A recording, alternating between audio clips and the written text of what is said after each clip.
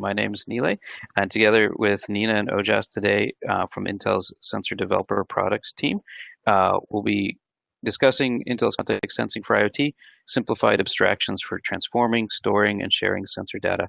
So, brief agenda of what we're going to cover. We've divided up into three big sections. First, we're going to be talking about motivation and goals for Internet of Things and sensing and analytics. We'll talk about what a simplified abstraction means, why we think we need it, and what our simplified abstraction is from the context sensing team. We'll go to brief code examples. And again, if we don't have time for that, we may skip past that. But then we have got a few use cases. We'd like to show you some prototypes and POCs that could really illustrate the point of why we think what we're doing is important, why I think it's valuable for you guys. So let's start with a motivating example. And this is actually a personal example that I actually did with my family. A few weeks back, we were staying at a nice resort on vacation. And as happens at the end of the vacation, you're not quite ready to go back home and you'd like to spend a little bit of extra time. So you ask the manager for a late checkout. Manager will type a few things, look at his screen, check something. Again, this was very quick, happened to us within less than 10 seconds, I'd say. They came back with the answer we didn't want to hear, which was no, we cannot have a late checkout, right? I understand, right? There's a lot of things to be done, a lot of things have to happen, turnover of the room, so I'm not particularly upset, but my son, 10-year-old, is going to ask me the simple question, why can't we check out, and for that matter, check in when we want to? Right? What prevents that from happening? So I think about this, right? I take this question seriously, but first I give the immediate naive answer. Everyone would want to check out the last possible time, right? This is kind of a game theory thing. There's no one who wants to check out early, right? And they have to get the rooms turned over, right? There's no way that they can offer this, right? So hotel chains cannot possibly allow us just to check in whenever we want to. They've actually got to be beholden to what is their inventory, right? And that's the answer I gave my 10-year-old, and I think he was satisfied with it for a moment. But as I began to think about it more, I realized that this is not true. It's not true, for example, that every family is the same, right? What vacation means to a family. Some families spend their time in the hotel room. Some people are on business. Some people aren't even on vacation, right? They have different schedules. They have different priorities. So while we may think of it naively that everybody would want to schedule and check out the latest possible time, that's not actually true. They have different schedules, right? They may be off to another place. They may need to check out early. More importantly, every room is different, right? Not only is every person different, every room is different. And how it's different is that it's different in how much use it's seen, right? How much time did someone spend in the room versus outside of the room? How dirty is that room going to be? Now, again, road warriors are probably going to be spending only 10, 15 minutes in the room just overnight, right? Just sleeping. Other than that, they're not going to be using the room very much. So you can probably clean those rooms very quickly, right? The big idea here is that what we're doing with Internet of Things or sensors or sensor networks is really about finding more visibility into real problems so that we can make better informed decisions, right? And while this is kind of a simple example, it really hits upon the bigger concept of inventory management, right? Again, looking at each room, understanding what is your capacity, understanding how fast you can get things changed. It's also, you can think of it as predictive maintenance, right? When is the best time to service a room? When is the best time to improve even the building facilities, right? So we'll see some of those examples going through. So we looked at a very, I would say, high-level example. We take this basically fractal in nature, right, to smart devices and smart environments, right? The basic concept here is that we want to improve our ability to make decisions with more information.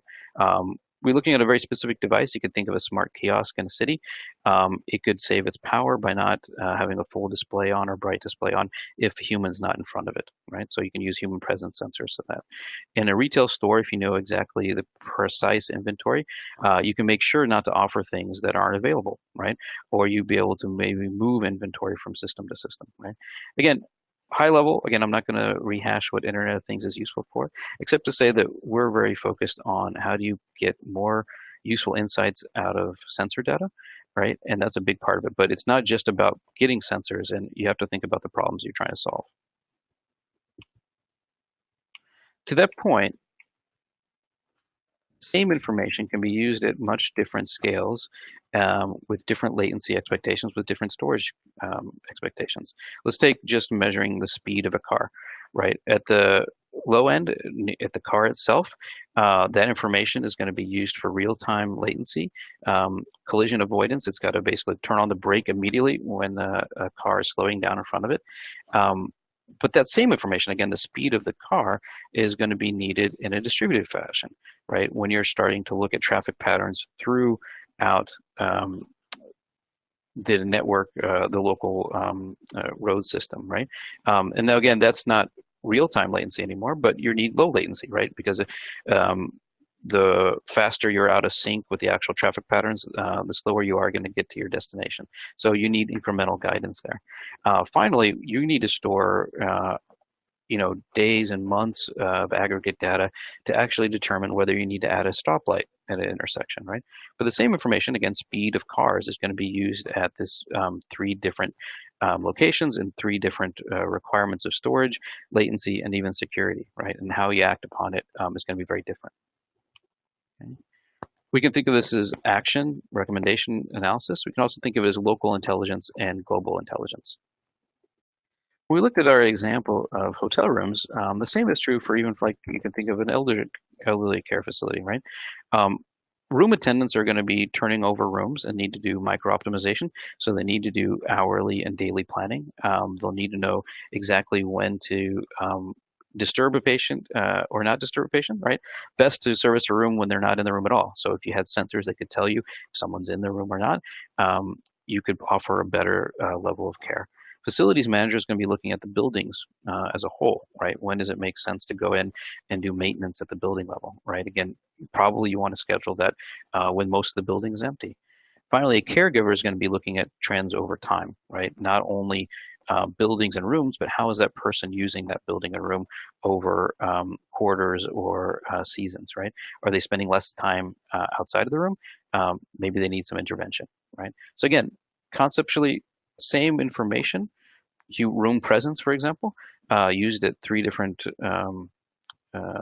scales, three different latency and storage requirements. The next thing I want to show you is not problem statement anymore, but now technology stacks, right? When you're building Internet of Things, as you guys are aware, because you guys are the builders of these systems along with us, you have to deal with a lot of different sensors, a lot of different hardware protocols, and a lot of different network protocols. So we'll just kind of move through this slide, and I'll just kind of show you the plethora of things that we think are needed. First you can talk about an MCU, which will be talking to I2C, talking to a specific motion sensor that may be direct attached to a local gateway for extra processing. And that may be simple to start with, but now suppose you need ambient light, right? They may be coming off from a Windows device, right? A Windows tablet has an ambient light and temperature sensors, and maybe that's coming in through IoTivity or CoAP. Maybe you have an RFID sensor in your environment, right, that you'd like to get information from. Maybe that's coming through MQTT. Maybe you have a handheld scanner that's being paired with an Android device. That may be coming in over HTTP or REST. Now you have temperature sensors, right? This may be built on top of RTOSes, right? A Wind River Linux or industrial grade sensor. They may be going over DDS protocol, right? Or you have real-time streaming protocol for camera feeds, for people counting. Right? Finally, you need to do local analysis, right, with a local database, and you need to push to a cloud database. So you can see this picture, right, and the whole goal of this picture is to show that while something may start simple, it immediately gets very complicated in terms of the number of protocols, the number of sensor stacks, the number of analytic stacks that you need to take into consideration for your use case. So what we started to see is that really at the end of the day, Internet of Things architectures need to remain flexible, right? The edge and cloud distinction is blurring. More and more things are being done at the edge. There's really not a one size fits all. The other thing is that we see is that we can see the different use cases. We really want the use cases to drive compute and the data requirements. What needs to be collected and processed where? When and how is it going to be used, and the privacy and security models you need, right? What is appropriate for local processing versus what is appropriate for global processing, right? And the point here is, again, that we don't believe that you should be prescriptive ahead of time about the different technologies. You shouldn't let the technologies drive your solutions. You should let the problems drive your solutions. Hence, the Intel Context SDK for IoT, right? The primary point of what we're trying to do is build simplified abstractions around the big areas that we see continually need again and again. The first is a sensor middleware, right? So this is to abstract how you're actually physically talking to a sensor. And it's not a replacement for the hardware abstractions, but it's a higher level up to say, once you've identified your hardware and data abstraction, how do you then marry it to different network middlewares, right? And network middlewares are things like MQTT, DDS, OCPUA, IoTivity. Again, it's not a replacement for any of these, but it is a simplification or abstraction on top of it, which makes it easy for you to choose any one of them. Right. Same thing for storage. We know that you need local processing, local cache, a local database for a single process, and you need distributed storage as well for some applications. Finally, once you have the data you need, you also need to figure out how to analyze it, right? And why be bought into a specific analytics middleware? You want to scale with you, so you can start with something simple like Python and scikit-learn on one machine, right, if the data is small enough. But you want to be able to scale simply to Azure ML, AWS, or TensorFlow. Right, and what we think is this is the abstractions, we simplified abstractions to make it simpler to marry these different technologies together. So how do we do that? So again, from a sensors and data perspective, we have a simple, consistent interface that's supporting on-device or network, supports multiple OSs. You can also support OS-supported sensors or custom. Again, we really don't make any prescriptions about how you access the data. We hide that through our API in a sensor provider. Right, it's a sensor and algorithm abstraction. It's a module that interfaces with the physical and virtual network, and then defines a schema of how that's going to be exposed to the higher layers. Storage, we support both in-process local cache of the last events from all the different sensors and the different services you're dealing with, plus local storage in a separate process or a separate database like SQLite, scaling up towards a distributed through Mongo. Right? There, the API really forces a contract of a schema and an item abstraction. We force everything to be JSON based, so that makes everything in terms of transferring it into different network middlewares and different storages that much simpler. Right? From an analytics point of view, our main goal is to be able to marry data to any ML backend and then deploy the model back in the same system. So a lot of times we see paradigms where people are training in one system and then deploying on the other. For simple settings, which require medium to small data, we say we'd like to collect and deploy in the same system, right? And we're leveraging the same provider API to provide that abstraction. So you can kind of plug, let's say, video feeds into a face detection provider, and they're kind of married together in kind of a plug and play fashion. Finally, once you've got your data streams and your analysis done, you want to share it with the world. You got to share it to other microservices who also want to consume that data, right? And that is our public sensing API. So when is it going to be available? Letting you know. So we're going to have our IoT version available on select platforms in 2018. So I don't know if you were able to attend George Shah's talk earlier about the things we're doing in retail. But the context sensing SDK or the sensing and analytics API is going to be kind of a foundation of how data is ingested in that platform. So it'll be available as a part of that.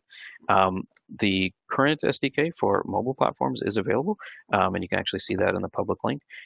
Just to let you know, most of the features we're talking about today in terms of the IoT features are not yet publicly available, but will be done in 2018. So again, what is it going to support? Support for multiple languages and platforms, support for Android, Windows, Golang, Node.js, and C#, support for multiple network protocols.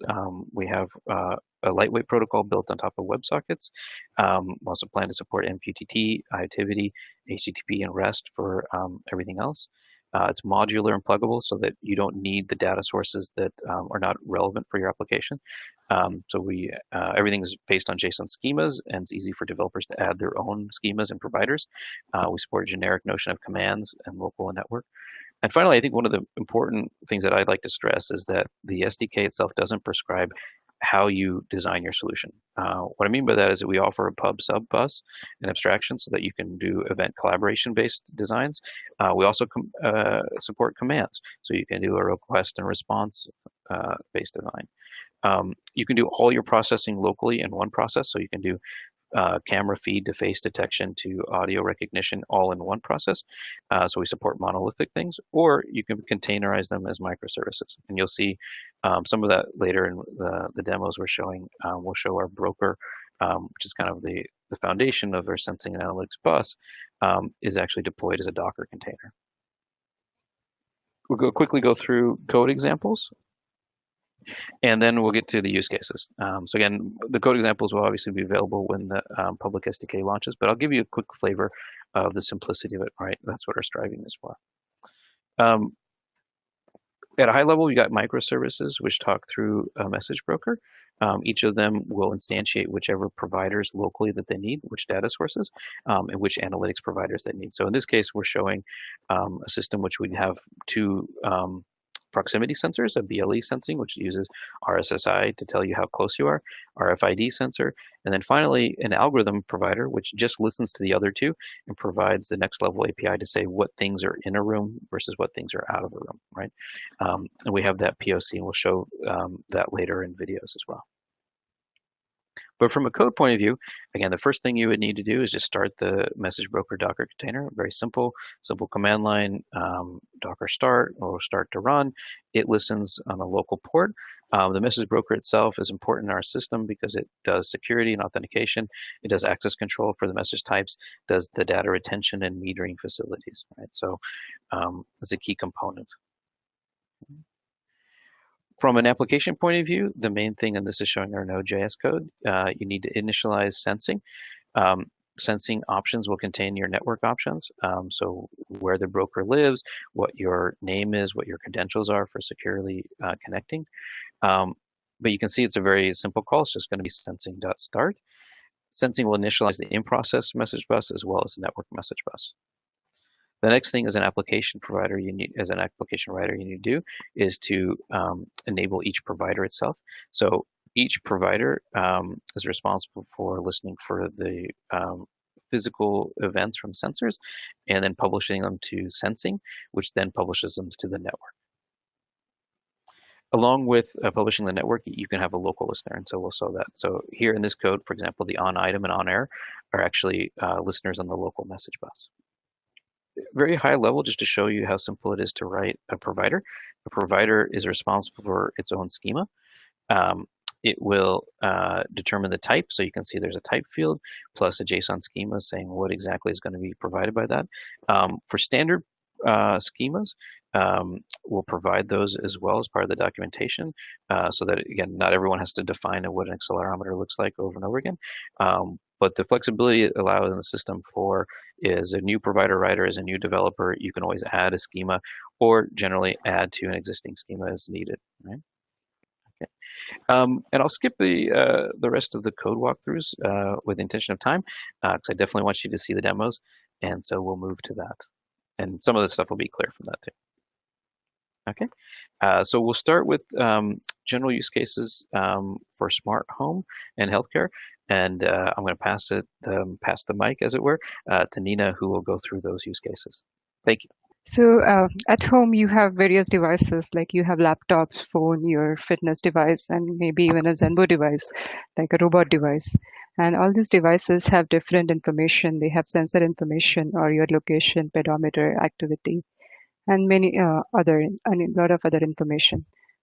But they cannot share this information with each other.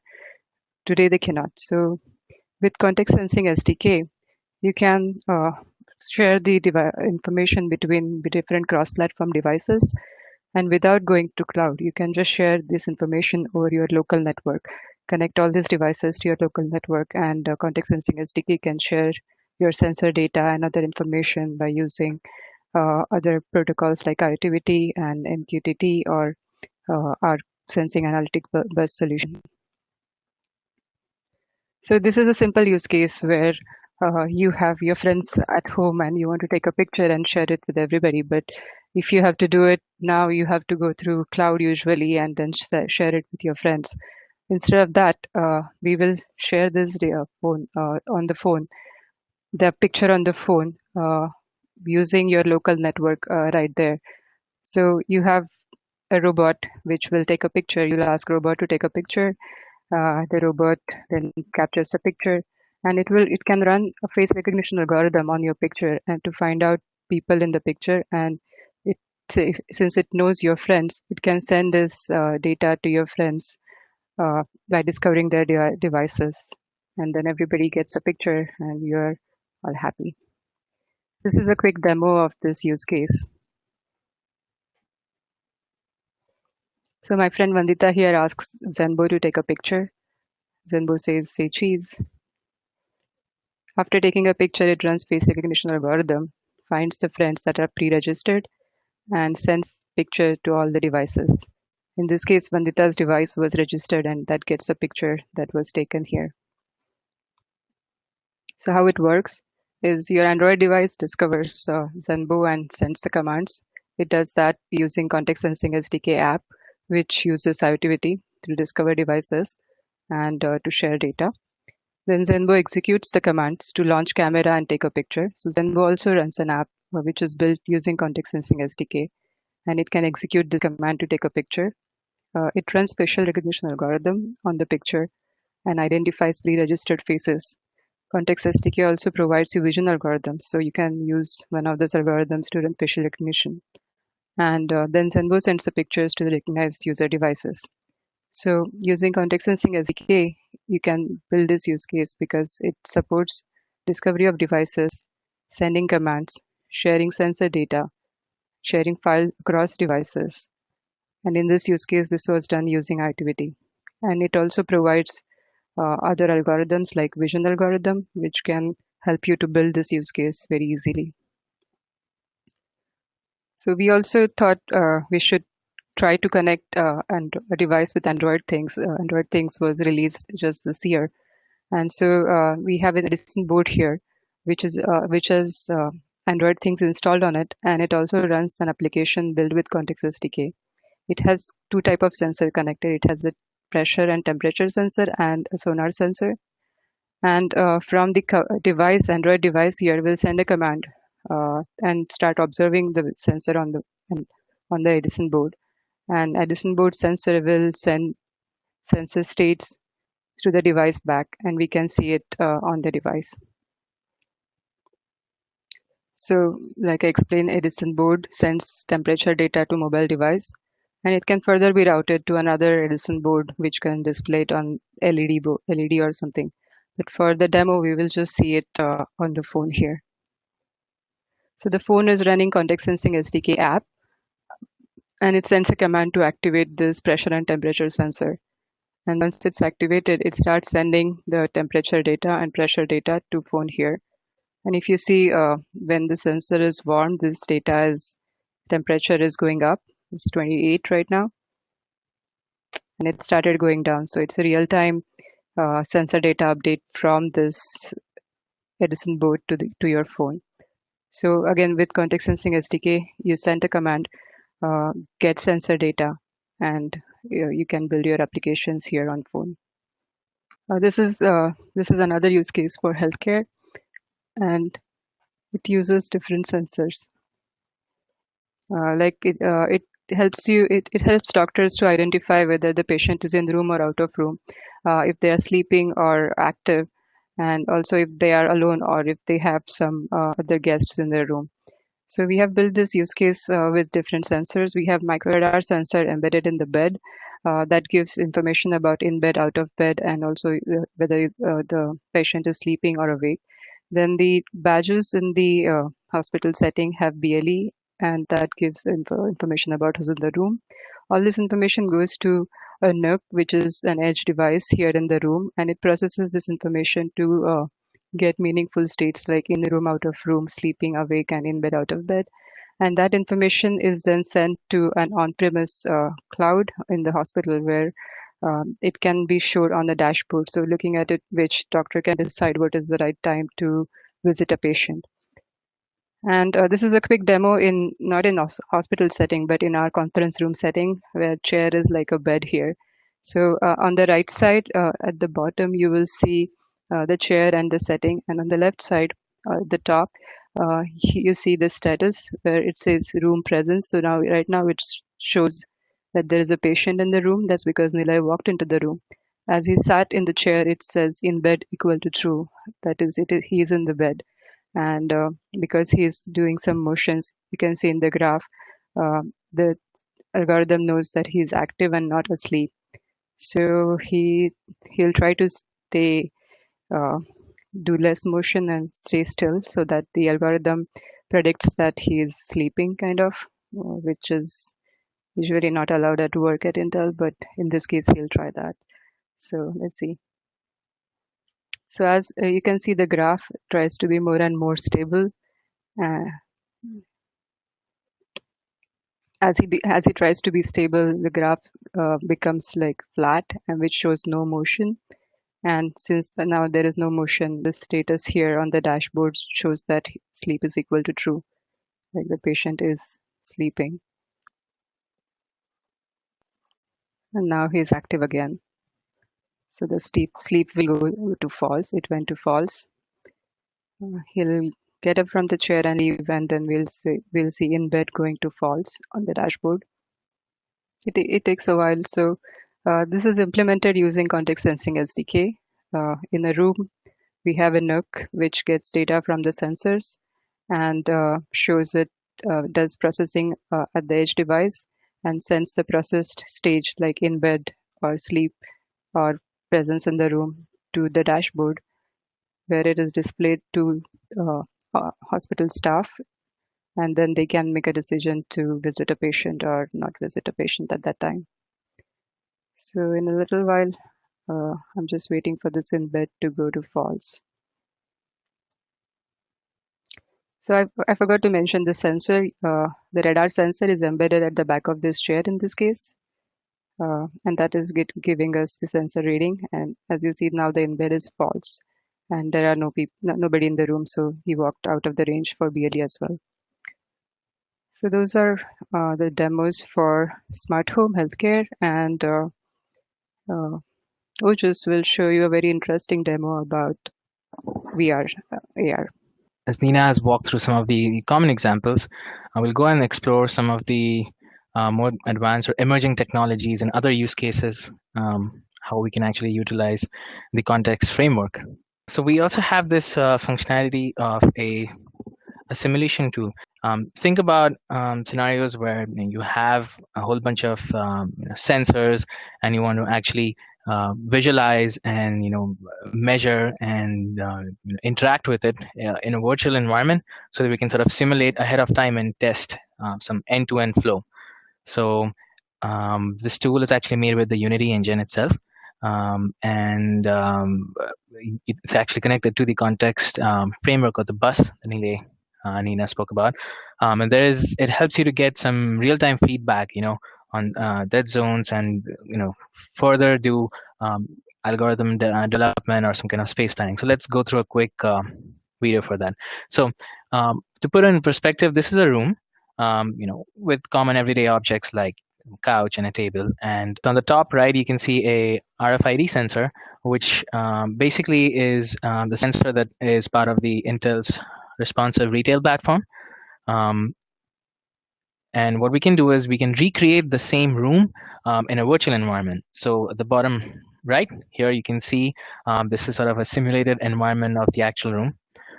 Sort of you're visualizing how what areas are covered and what areas are not by the sensor itself. Just to show you that it's live, you can see that when the sensor is behind the wall, there's this red dot sort of indicating this area is not having any kind of signal coverage. And when it's back in, it's green. How it maps to the real world, you can see on the left, there's your real sensor with real tags, and then you have a virtual sensor with virtual tags that are all connected to the context bus. And then your flow remains the same. In the tool itself, you can see that the cylinder, everything that's made up is just primitive shapes like cubes and cylinders, and you can scale objects to make sure they look as close as possible to your real environment. But still, at the end of all of this, the environment's not as realistic, because in the real world, you'll have people moving, objects moving, and those are going to affect how the sensor actually behaves, the range of the sensor. So to make things close to how a real behavior or the real world scenarios are, we can add people. You can add, a whole bunch of crowd or just a couple of people, and you see how the flow, end-to-end flow changes, or any other services, how they are changing based on the population inside the simulation tool itself. On the top left corner, you see the context bus output. That's where this tool is actually going to start publishing the data. We're going to actually add tags. So again, in the real world, these tags would be attached to objects such as clothes or items in a store, and so on and on. But in this virtual simulation, we'll just keep the tags by themselves. The green indicates how the sensor actually sees it's in the range and the tag is detected. In a moment, we'll see how the information from the sensor, the virtual sensor, and about the tags that it can see is going to be transmitted in real time from the tool onto the context bus, and so that other microservices can actually consume them, such as the inventory management service. So you can see here, on clicking send data, on the top left, the data is flowing in. Just to show that it's live and it's active, if we start deleting these tags and manipulating the environment, tweaking out, that it's much easier to tweak things that are virtual than in real world. The data stops flowing in. This is how a simulation of the real world environments, eases out the flow, and all of this is easily pluggable. Even something like game engine like Unity, this is C# framework using the context framework to connect to the context bus. So with that, we'll actually go to one more example towards emerging technologies. So mostly like virtual and augmented reality devices like HoloLens that actually fall under the category of spatial computing, where they actually take information from the environment and you associate that with your virtual data. Even those scenarios or those devices can be connected to the context sensing bus. And we can monitor, in a bit, you'll see how you can monitor data and control and manipulate sensors remotely. So on the right here, you can see we're back into the same room with the RFID sensor that we spoke about from the previous examples. So this view is actually from the HoloLens user, his point of view. What happens here is the user can tag objects in the environment and actually start configuring, because you can talk to the bus and ask what are the different IoT devices that are actually connected to the bus. And you can see here, as you move the tag in, on the top left here, the data is transmitted from the real sensor onto the context bus, and the bus communicates all that data onto the HoloLens device. This way, you can very quickly visualize and interact what the data is looking like by the sensors on the bus. This data is specific to one sensor, right? You can actually extend this and have data of any format. So we also have a temperature sensor. In this case, again, we'll tag this location once and ask the bus for what are the different devices that are still pending, they're not yet configured. And we can start streaming data live from here. So monitoring information from the different sensors that are connected to the context bus is one cool thing that you can very easily achieve with the context framework, but also controls. I think Nina mentioned about how Zenbo, you can send commands over to Zenbo and take a picture.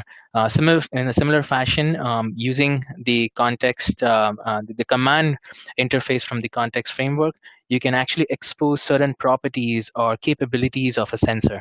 And as long as these commands are exposed, a person using the HoloLens device can remotely trigger these commands and actually manipulate the behavior of the sensor in real time. So most of this is that the context framework is extremely easy to choose a language of your choice, like C#, let's say for Unity, or anything else like Node.js and Go, and still communicate in a very consistent fashion with the context bus. With that, I think I'll pass over to Neelay. But hopefully you've seen now, I'll just give a quick summary of what we've shown. Start with motivation into why we need sensors and information in that, and then try to build a case for why simplification and abstractions around that, even on top of the existing ones, makes sense. And then it showed you a few different use cases from smart home, medical, as well as retail spaces where having that simplified abstraction really makes things easy to plug and play. We showed you doing voice recognition, face recognition in conjunction with a Zembo robot, as well as showing RFID sensor information being displayed through HoloLens, right? So again, the beauty of the simplification is it makes those things easy to plug and play and bring those, I guess, the full power of each of these technologies to you guys. Some of these things will be available as new platforms that Intel will be producing in 2018 with a focus of aggregation. So looking at NUC class devices, tablet class devices as sensor gateways that can do analysis locally there. So a lot of the sensor feeds will be coming from, again, any types of devices, any types of MCUs, Android phones, etc. They don't necessarily have to be Intel IA for the sensor, but we're focusing a little bit on the analysis and the aggregation of the data on the Intel platforms, and that's where we're really harnessing the power of Intel there. Look for the context sensing SDK as, again, part of the responsive retail platform in 2018. Thank you again for your time. Appreciate your time.